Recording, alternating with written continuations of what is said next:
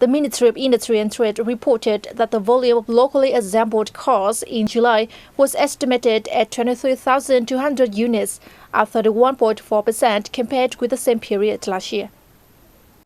From January to July, automobile production reached about 140,800 units, increasing by 9.5% year-on-year. According to the Industrial Policy Strategies Institute under the Ministry of Industry and Trade, domestic production is expected to account for an average of 18.5% per annum from 2018 to 2025, but then drop off to 13.8% per year from 2025 to 2035.